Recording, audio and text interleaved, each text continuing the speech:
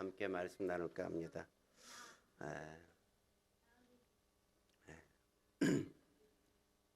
두려움을 물리치고 앞으로 나아가라는 주제로 오늘 말씀 나누겠습니다.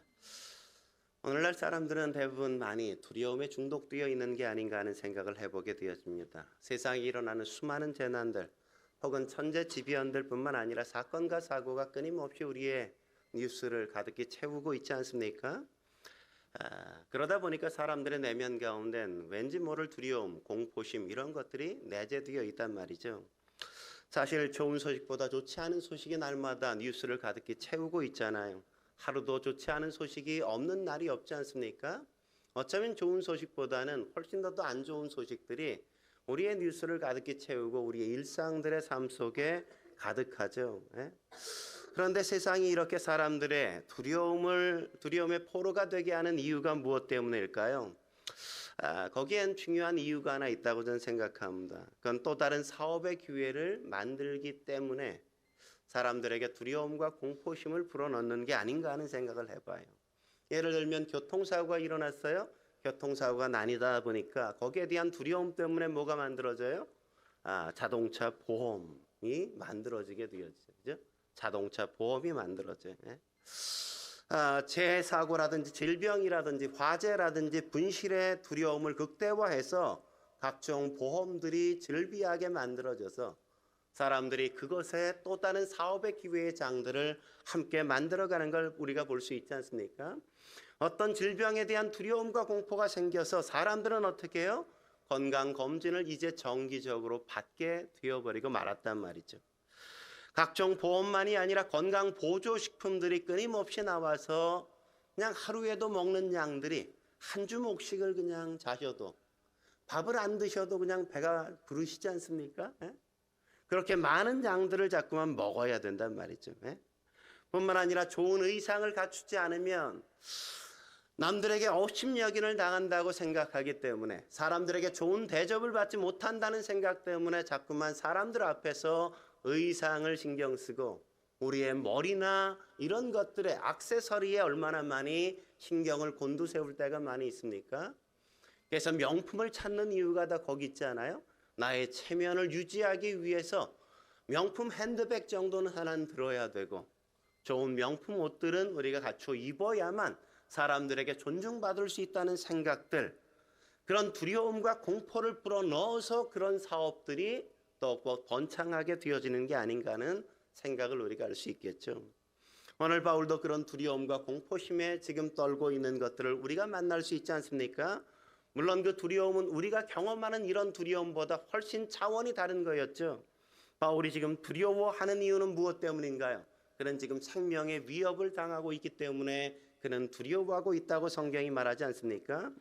그는 폭행을 당하고 있다고, 폭력을 당하고 있다고 성경이 고발하고 있죠. 2절 말씀 같이 한번 읽어볼까요?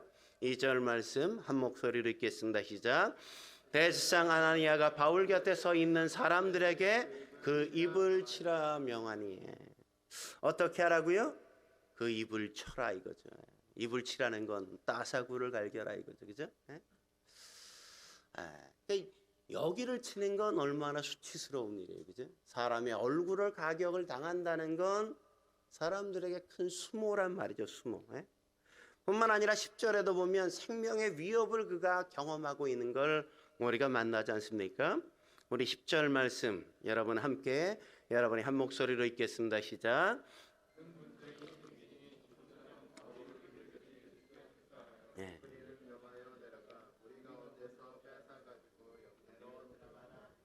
네. 바울이 그들에게 뭐 할까? 찢겨질까 하여 이렇게 얘기하죠. 찢겨질까 하여. 여기서 찢겨진다는 말은 깨뜨려지다, 산산조각나다 이런 거예요. 산산조각나다. 마치 천 조각이 조각나는 것처럼 종이 조각이 조각나는 것처럼 바울이 사람들에게 완전히 그냥 찢겨 발겨져서 조각이 날까 하는 두려움, 그런 공포와 두려움 속에 그가 사로잡혀 있는 그 환경, 그 상황이 지금 바울이 있었던 그런 상황이란 말이죠. 그렇게 생명의 위협을 느끼면서 살아야 하는 삶의 자리, 두려움의 자리요 공포의 자리라고 말할 수밖에 없지 않겠습니까? 바울은 하나님이 주신 사명을 성취하기 위해선 그런 두려움마저도 극복하고 그의 사명을 성취해 가야 했다는 사실을 우리는 놓치면 안 됩니다.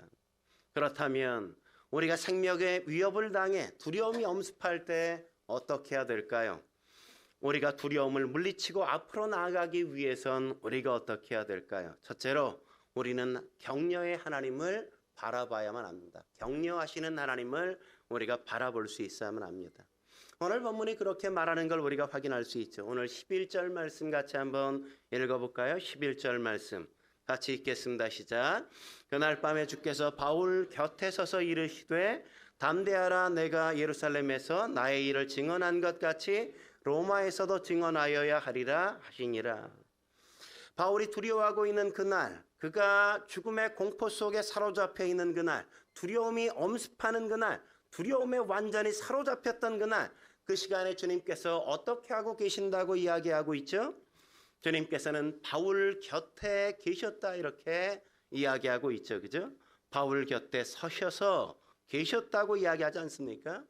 여러분, 얼마나 놀라운 일입니까? 두려움이 밀려올 때 주께서 내 곁에 계신다는 것, 그 자체가 얼마나 큰 격려가 되겠습니까? 사실 바울은 지금 얼마나 큰 두려움과 고통 속에 밀려와서 그가 두려움 앞에 서 있습니까? 그러나 그럼에도 불구하고 주님께서 지금 내 곁에 함께 서 계신다는 것 때문에 그는 이기고 그는 승리할 수 있었단 말이죠. 사실 바울은 지금까지 많은 환상도 봤습니다. 많은 기적도 그는 경험했어요. 주의 음성도 여러 번 들었습니다. 그러나 이렇게 주님께서 그의 곁에 함께 서 계신 것은 성경이 유일하게 여기 한 번뿐이라는 사실을 여러분은 잊지 말아야만 합니다.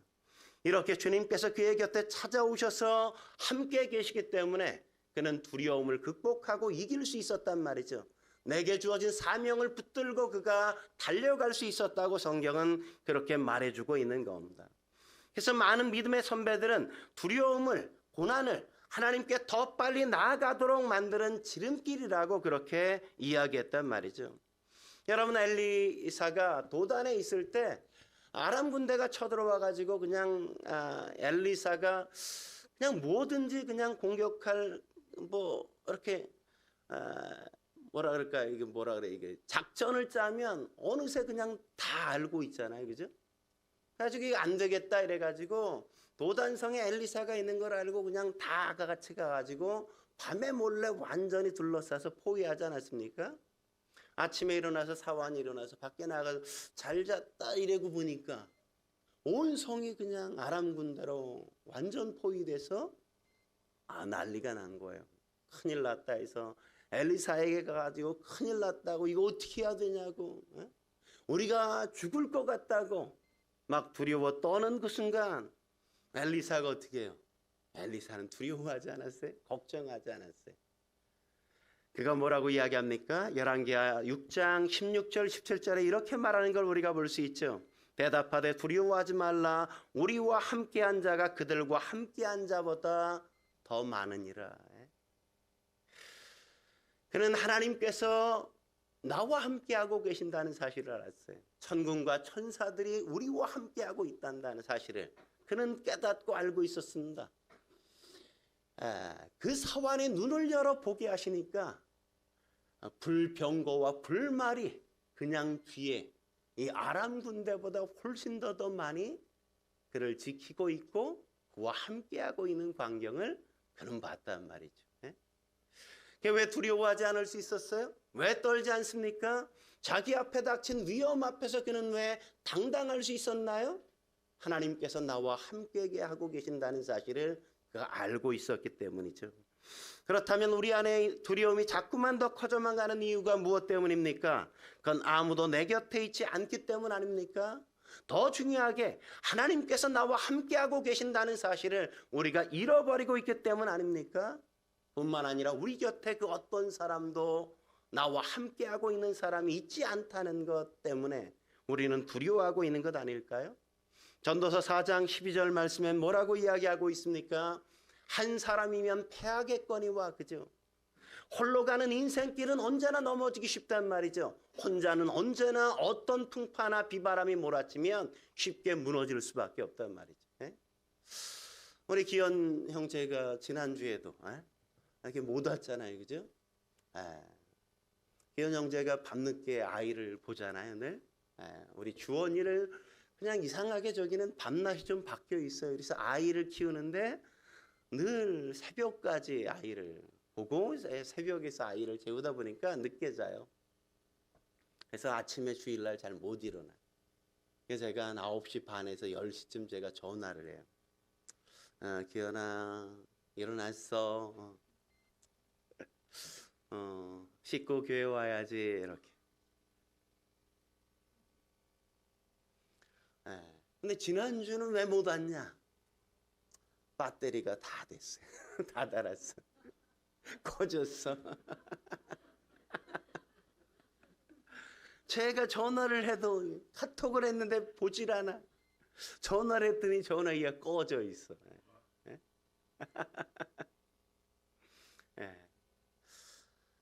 사실 나 혼자 신앙생활하고 누구도 나를 챙겨주고 나를 곁에서 이렇게 봐주지 않으면 사실은 쉽지 않은 사람들이 많단 말이에요. 이게 아주 작은 일이지만 뭐 내가 윤희 집사네도 매일 깨우죠. 의선이 매일 깨우죠. 제가 여러 사람 주일 아침마다 일어났어 이러면서 사방팔방에 제가 꼭 아비 같아. 일어나야지 교회 가자. 빨리 일어나 이렇게. 그러니까 진짜 저는 가족이라고 생각하지. 내가 성도를 깨워보기는 개척하고 처음이지. 개척하기 전에는 성도 자는 거 깨워서 교회 가야지 이렇게 본 역사가 없는데. 지금 교회 개척해서 지금 5년째 제가 모닝콜 담당 목사. 혼자는 서갈 수 없을 때가 많다고요. 한 사람이면 패하겠거니와 그 다음 뭐라고요? 두 사람이면 맞설 수 있나니. 그죠? 한 사람만 나를 도와줘도 그래도 견딜만 하단 말이에요. 그러나 세 겹줄은 뭐라고요? 쉽게 끊어지지 아니하느니라. 뭐예요? 세 겹줄은 패할 가능성이 그렇게 많지 않다 이거예요. 그러니까 나 혼자 신앙생활 해야지 이런 사람만큼 미련하고 멍청한 사람은 없는 거예요. 그런 사람은 누가 넘어지면 잡아줄 사람이 없어요. 그러니까 언제나 나 홀로 신앙생활 하려고 하지 말고 누군가 내 곁에 한 사람이 아니라 최소한 두 사람만 둬도 우리가 하나님 안에서 무너지거나 하나님 안에서 자빠지지 않을 수 있다는 사실을 우리는 기억해야 된단 말이죠. 누군가 내 곁에 함께 서줄 수만 있다면, 내가 누군가의 곁에 함께 서줄 수만 있다면 그 사람이 무너지지 않을 수 있다는 사실을 우리는 기억할 필요가 있단 말이죠. 제가 오늘도 참 얼마나 감사하냐면 우리 이상돈 집사님이 주중에 전화가 와가지고 목사님 제가 예배드리러 언제 송구영신 예배드려요 이렇게 전화가 오셨는데 제가 얼마나 감사한지 제 마음속에. 아까 조 박사님이 오셔서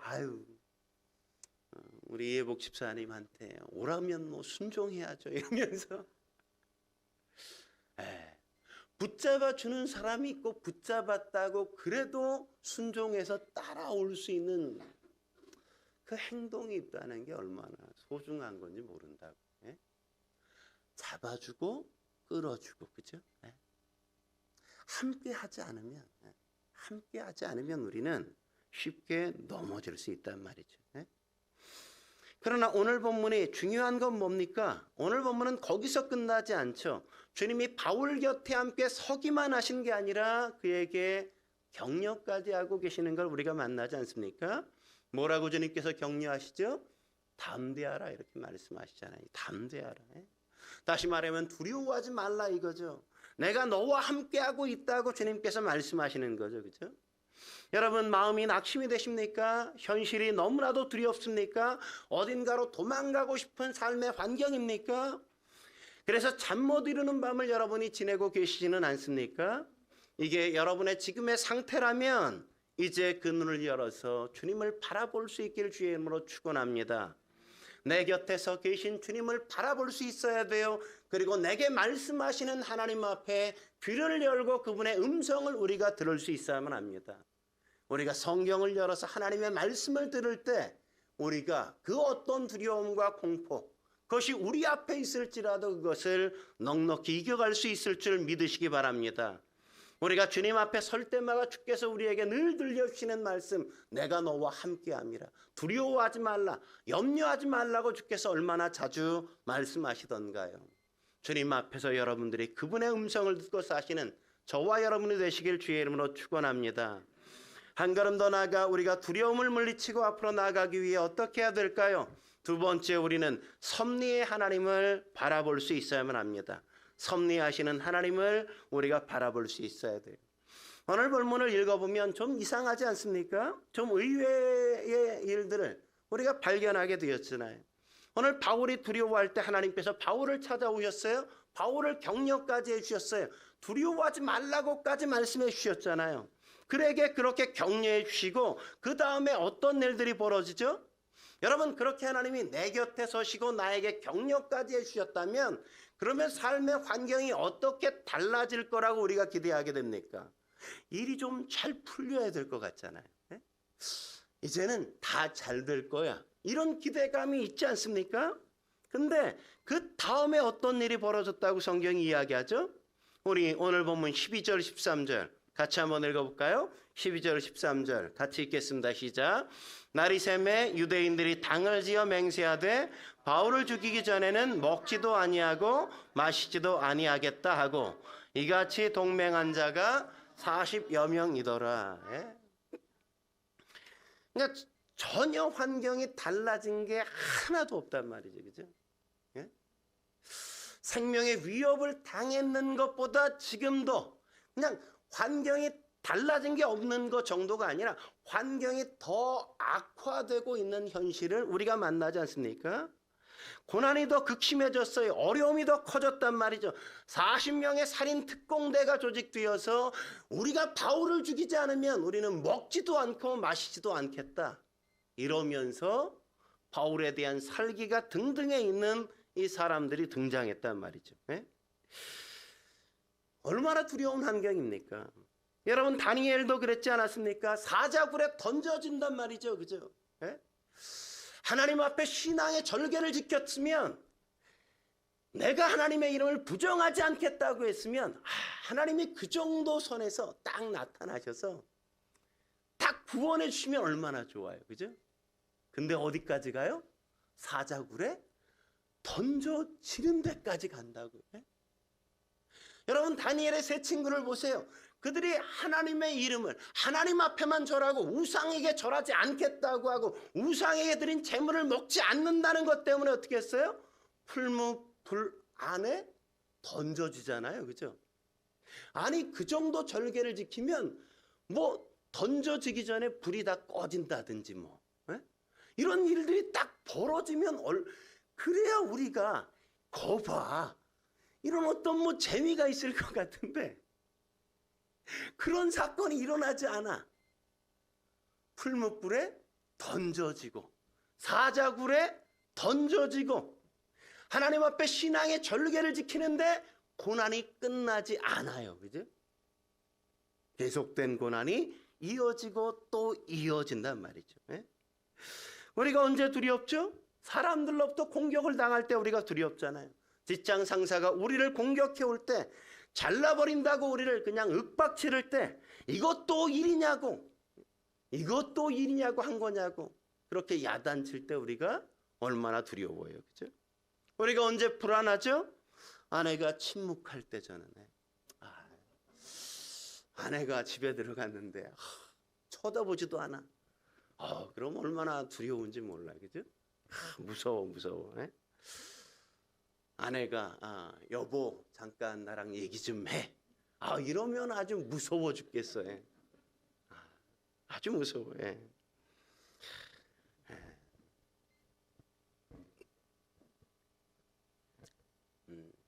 회사의 상황이 좋지 않은데 또다시 내가 출근해야 되는 그 상황 속에 놓였을 때 참 두려움이 우리 안에 엄습할 때가 있단 말이죠. 바울이 바로 그런 상황이죠. 두려움이 그의 마음속에 가득히 찬 상황에서 하나님이 두려워하지 말라 그랬는데 더 큰 사건과 일들이 점점 더 커져만 가는 눈덩이처럼 불어가는 그 어려움 앞에서 그는 정말 내가 살 수 있을까? 어쩌면 살 소망이 그냥 뚝뚝 잘라져 나가는 것 같은 그 두려움이 그의 마음속에 엄습하지 않았을까요? 그러나 그런 극도의 두려움이 밀려오는 순간 더 이상 빠져나갈 것이 없는 것처럼 느껴지는 그 순간 또 다른 하나님의 역사가 시작되는 걸 우리는 볼 수 있단 말이죠. 하나님의 섭리는 그때부터 시작되어진단 말이죠. 오늘 그걸 어떻게 그려주고 있습니까? 40명의 살인특공대가 결성되어 매복하고 있다는 소식을 바울의 생질이 듣게 되는 것이란 말이죠. 듣게 되는 것. 이게 여러분 우연이라고 생각합니까? 바울의 생질이 그걸 우연히 들었겠어요? 아니죠. 하나님께서 하나님의 섭리로 그것을 듣게 만드신 것이란 말이죠. 그리고 바울은 백부장을 불러서 자기의 생질의 이야기를 천부장에게 데리고 가서 이야기할 수 있도록 연결해 줬는데 백부장이 그것을 너무나도 잘 순종해서 따라간단 말이죠. 그리고 천부장에 데리고 가서 바울의 생질이 이야기하는 그 이야기를 이 천부장 역시도 듣고 그걸 믿는단 말이에요.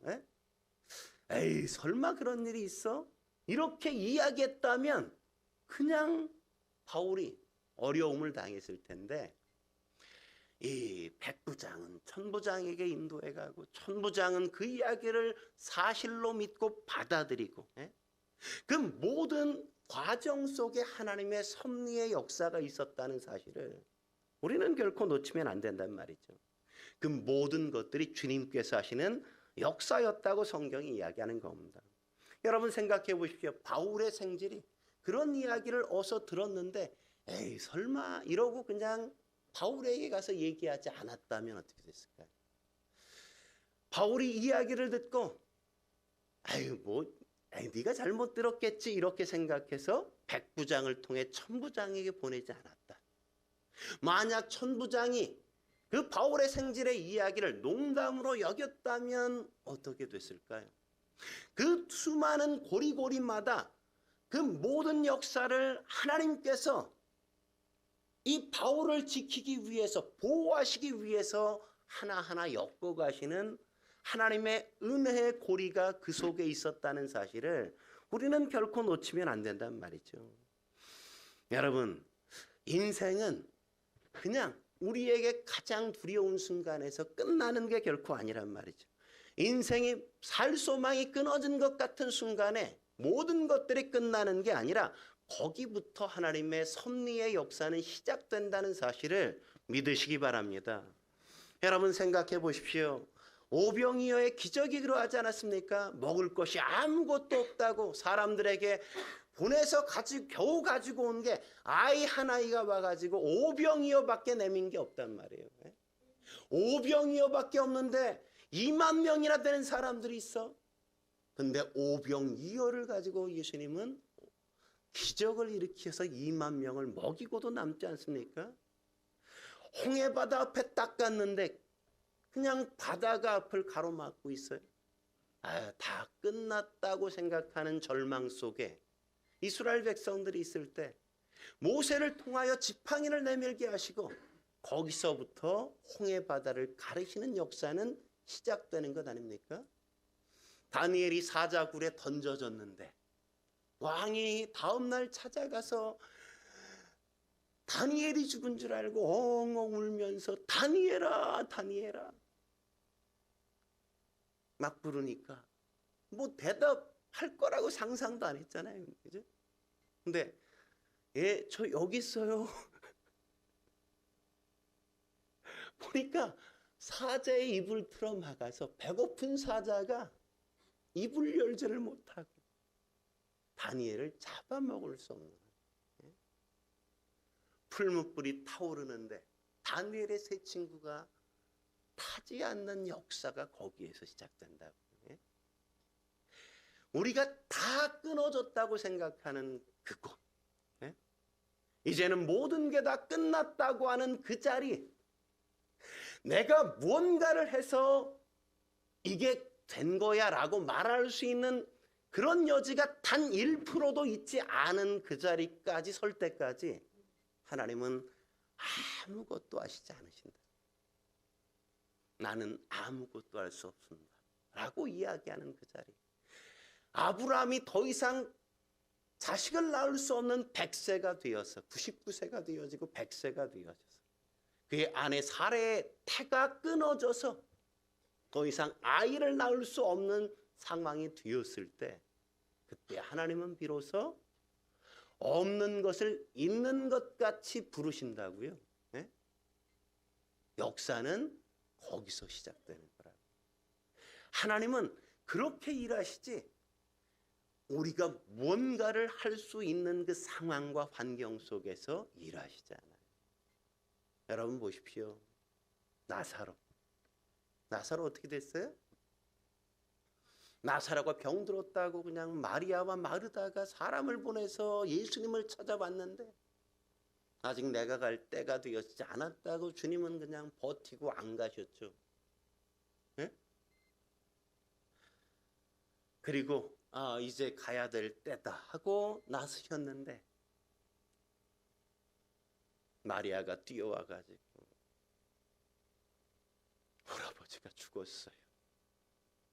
엉엉 울잖아요. 하나님은 어떻게 하세요? 예수님은 죽은 그 자리에서 냄새가 나는, 시체 썩는 냄새가 나는 그 자리에서 돌문을 옮겨 놓으라고 말씀하시고 나사로야 나오라 주께서 말씀하신단 말이에요. 우리가 다 끝났다고 하는 그 자리에서 하나님은 비로소 하나님의 역사를 다시금 시작한다는 사실을 우리는 결코 놓치지 말아야만 합니다. 한 걸음 더 나아가서 우리가 두려움을 물리치고 앞으로 나아가기 위해 어떻게 해야 될까요? 세 번째, 우리는 능력의 하나님을 바라볼 수 있어야만 합니다. 능력의 하나님을 우리가 바라볼 수 있어야만 합니다. 바울을 죽이기 위해 특공대원으로 헌신한 사람들이 무려 40명이라고 이야기하지 않습니까? 그들이 매복했어요. 이런 상황에서 바울이 혼자 힘으로 빠져나올 수 있었겠습니까? 그건 불가능하죠. 그죠? 그들은 먹지도 않고 마시지도 않고 바울을 죽을 때까지 우리가 추격하겠다고 그들은 마치 살인마처럼 변해버리고 있었단 말이죠. 그러나 그런 상황에 하나님이 어떻게 하셨습니까? 하나님은 바울에겐 불가능한 걸 하나님의 방법으로 그의 길을 여시는 걸 우리가 볼 수 있잖아요. 오늘 본문 뒷부분에 우리가 살펴보면 어떤 이야기가 나오죠? 하나님이 어떻게 역사하셨어요? 천부장의 마음의 변화를 일으키시잖아요. 문제를 심각하게 받아들이게 할 뿐만 아니라 이 문제를 아주 위급하게 취급하게 만드셨어요. 천부장이 왜 그랬을까요? 뭐 바울을 너무나 사랑하고 아꼈기 때문에 그랬겠습니까? 아니에요. 그가 로마 시민권을 가진 사람이기 때문에 이 사람의 재판을 잘못했다가는 이 사람이 잘못 해를 당하면 나중에 자기에게 피해가 올까 봐 그는 두려워서 이 문제를 심각하게 다룰 수밖에 없게 만들었다고. 사실 이 천부장은 로마 시민권을 돈 주고 샀는데 바울은 태어나면서부터 로마 시민권을 가진 자였거든요. 그러니까 이 사람에 대한 이 사람이 잘못되면 큰일 날 수 있기 때문에 그런 마음 때문에 걱정해서 사실 그 당시에 이 도시를 지키는 로마 병사가 군사가 얼마였냐면 한 600명 정도 되었어요. 600명. 600명 되었는데 얼마나 이 사람이 긴장했냐면 무려 470명을 바울을 호송하는데 다 붙였다는 거 아니에요? 놀랍죠? 안 놀라네요, 여러분은? 뭐 그 정도는 당연한 거야? 로마 군인이 600명이야. 근데 바울 죄수를 호송하는데 470명을 붙여. 창군 200명, 보병 200명, 그리고 마병 70명을 붙였단 말이에요. 그리고 자기는 겨우 130명. 반란을 일어나면 어떻게 해? 폭동이 일어나면 어떻게 하려고? 그는 폭동보다도 바울을 잘 호송하는 게 훨씬 더 중요하게 여겨지도록 그의 의식을 하나님께서 그렇게 주장하고 계신단 말이죠. 예? 그가 그냥 그렇게 생각했겠어요? 아니죠. 하나님이 그의 생각과 그의 사고를 그렇게 변화시키시고 이 환경을 주께서 그렇게 주장해 가시는 것 아닙니까? 이게 바로 하나님의 놀라운 능력이죠. 예? 우리가 왜 그렇게 두려움에 사로잡혀 있습니까? 우리가 왜 염려하고 왜 걱정하고 있을까요? 우리가 능력의 하나님을 바라보지 못하기 때문이죠. 때로 많은 경우 우리가 하나님을 너무 나약한 하나님으로 우리가 의식하기 때문에 우리가 그러한 건 아닌지 우리의 삶을 되돌아볼 필요가 있습니다. 저는 개인적으로 어렸을 때 제일 토요일만 되면 늘 기다렸던 게 토요명화. 서부의 황야의 7인 뭐 이런 거, 오케이 목장의 결투, 뭐 이런 이런 것들 제가 너무너무 좋아했거든요. 우리 집에 TV가 없어서 동네 TV가 2대밖에 없었어요. 토요일만 되면 막 가가지고 어떻게라도 TV 몰래 좀 꼽사리 껴서 한번 보려고 부단히 노력하고 애썼던 그런 기억이 아직도 있어요. 뭐 황야의 무법자 이런 영화를 보면 재밌는 게 뭡니까? 주인은 아무리 총탄이 날라와도 주인공은 절대 총 맞는 법이 없어. 일당 100인데도 불구하고 100명을 난 혼자 총 쏘고 100명이 나한테 총을 갈겨도 나는 끄떡없어. 나는 쏘는 것마다 딴 데 쏴도 다 날아가서 다 총 맞아. 기가 막히지 않습니까? 왜 그래요? 감독이 그렇게 계획했기 때문이죠. 그죠? 작정했기 때문이죠. 주인공이 총 맞아 죽으면 이야기가 되지 않으니까 주인공은 어떤 환경에서 총 맞지 않도록 위험은 당하고 어려움도 당하고 고난도 당하지만 그러나 그가 죽게는 내버려 두지 않도록 시나리오가 써져 있기 때문에 주인공은 죽지 않는 거란 말이죠. 그죠? 우리의 인생도 마찬가지예요. 누가 감독이에요? 하나님이 감독이에요. 누가 주인공이에요? 우리가 주인공이에요, 인생에. 때때로 리얼리티를 살리기 위해서 어려움도 주시고 고난도 주시고 역경도 주시고 고문도 당하게 하시고 망하게도 하시고 여러 어려움들을 경험하게 만드시지만 그것이 우리를 무너뜨리거나 우리를 죽게 만드시기 위해서 그런 일들을 허락하시는 게 아니라는 사실을 우리는 기억할 필요가 있다는 거예요. 하나님은 우리의 인생을 세우시고 우리의 삶을 바르게 만드시기 위해서 하나님의 능력을 의지하고 하나님 앞에 자신의 전존재를 걸고 살아갈 수 있도록 하기 위해서 하나님은 우리에게 그런 어려움과 역경도 허락한다는 사실을 우리가 확인할 수 있다면 우리에게 주어지는 인생의 나날들을 살아갈 때 어떤 어려움이 오고 역경이 찾아와도 우리가 두려워하거나 염려에 휩싸여서 우리가 좌절하거나 절망하지 않을 수 있지 않겠습니까? 경기가 계속 어려워지고 있죠. 참 먹고 살기 어렵다는 이야기들이 여기저기서 울려 퍼진 지가 벌써 몇 년째인데 여전히 아직도 어렵다는 이야기가 계속 날마다 더해갑니다. 아마 제가 예언하건대 2020년도 2019년보다 더 어려워질 거라고 저는 생각해요. 보세요. 아마 내년도에 제 예언이 아마 맞을 거예요. 더 어렵다고 말씀하실 거예요. 그러나 어려워도 그래도 저와 여러분들은 넉넉히 승리할 것을 믿으시기 바랍니다. 하나님께서 우리의 삶의 주인이십니다. 우리의 인생을 그분께서 이끌어 가실 것입니다. 그러므로 사랑하는 성도 여러분, 주님 앞에 2020년 새로운 한 해를 주님을 의탁하며 사실 수 있길 주의 이름으로 축원합니다. 두려움, 찾아올 거예요. 염려 찾아올 겁니다. 그러나 여러분이 갈 길을 주께서 넉넉하게 인도하실 것을 믿으시기 바랍니다. 함께 기도하시겠습니다.